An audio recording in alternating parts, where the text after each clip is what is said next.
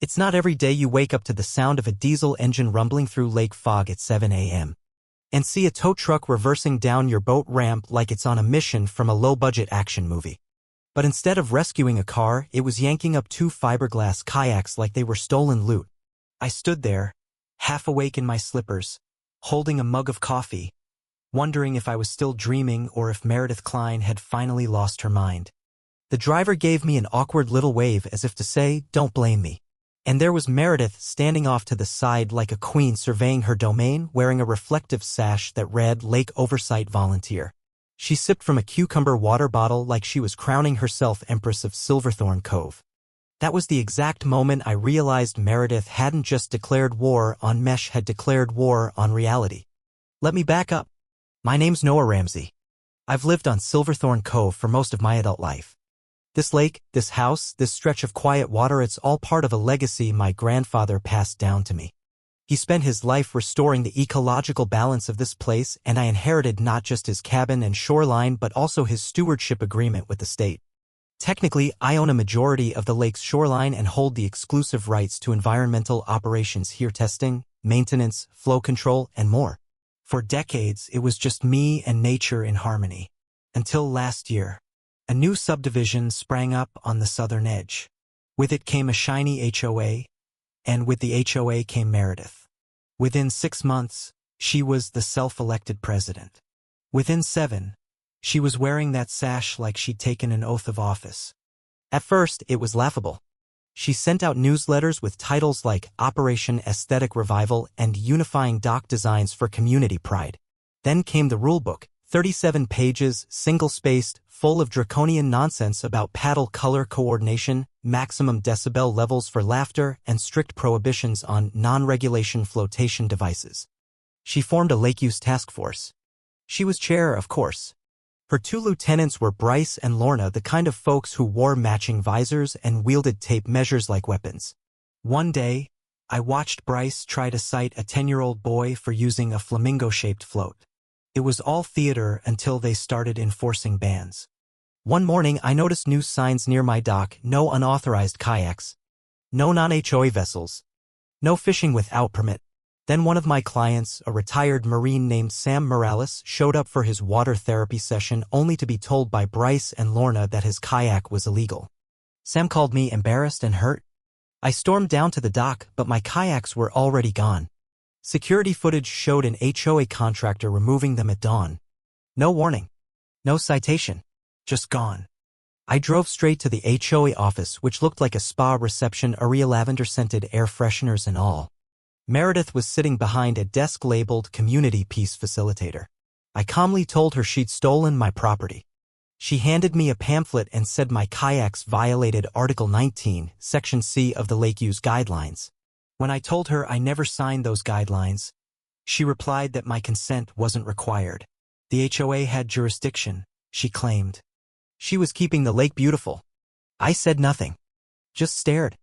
Then I thanked her and left. Not because I was giving up, because I had all the clarity I needed. That evening, I dug out my grandfather's old conservation documents. Among them was the agreement with the state giving our family ecological oversight of Silverthorne Cove's southern basin, including floodgate regulation. I called my attorney, Maya Tran, who specialized in property and environmental law. She read the contract and said, "Well, Noah, it looks like it's time to teach them who actually owns the water." The next morning, I submitted a formal maintenance request to the Department of Water Resources. I documented sediment buildup, irregular shoreline erosion, and invasive species growth. It gave me the authority to lower water levels for ecological recalibration. I spent the day setting up regulators and calibrating the old flow valves. The lake began to drain gradually, just a few inches at first. I posted a sign by the trail: temporary maintenance underway. Water levels may vary. QR code included. All legal. That evening, Bryce came stomping up my driveway demanding answers. I offered him a lemonade. He scanned the QR code and turned ghostly pale. He left mumbling something about emergency meetings. The next morning, the lake had dropped enough to tilt the HOA's brand-new floating brunch patio. Their chairs slid into the shallows.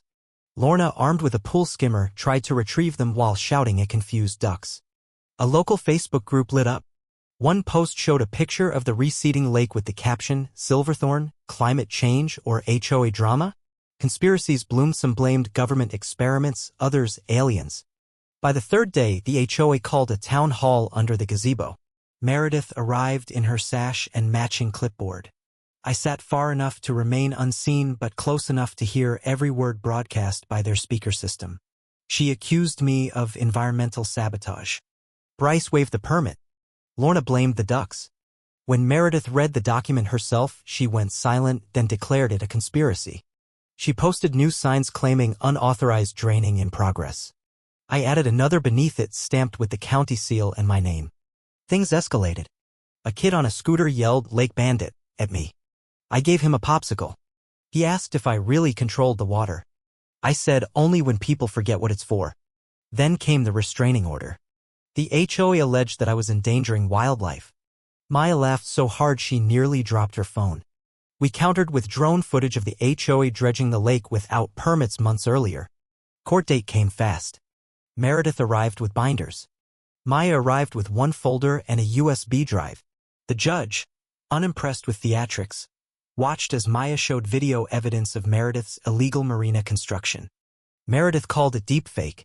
The judge called it incriminating. Restraining order denied. Investigation launched against the HOA. Sheila asked Maya for a copy of the footage for her records. Word spread. The HOA fractured. Ron was suspended. Sheila quit.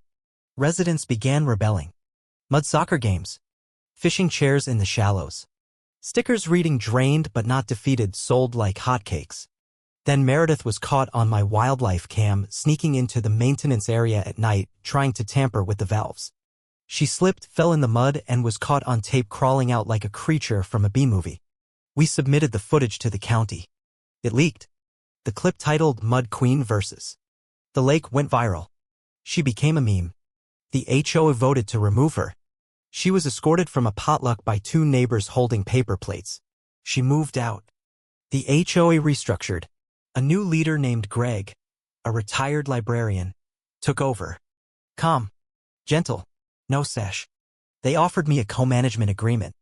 I accepted. Together, we restored balance. And then, one morning, I reopened the valve. Inch by inch, Silverthorne Cove returned. Kids played. Fishermen fished. The brunch patio stayed grounded, but nobody cared. I bought 2 new kayaks for Sam. His grandkids came too. Neighbors gathered. Stories were shared. No rules. Just respect. The lake came back. So did the peace. And all it took was 2 kayaks, a sash, and a man willing to let nature speak for itself.